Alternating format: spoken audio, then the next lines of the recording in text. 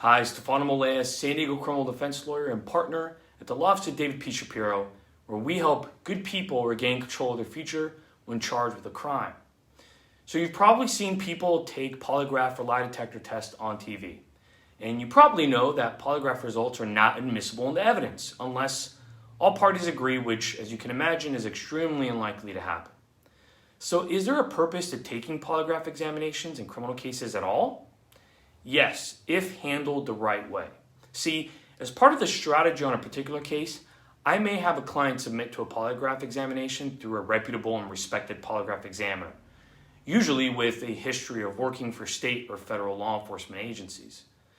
Because the polygraph examination is done as part of the defense work, it is privileged and confidential.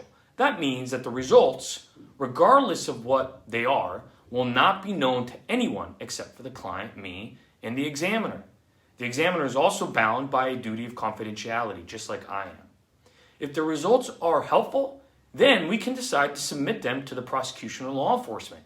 If they're not helpful, then nothing happens.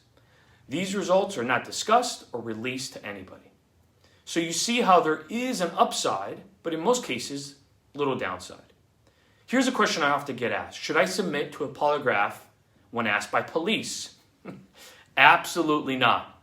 There is no upside at all. Even if you pass, they can tell you that you didn't to try to get you to stumble or to say something that will be used against you. Or maybe if it's inconclusive, they'll try to get things out of you.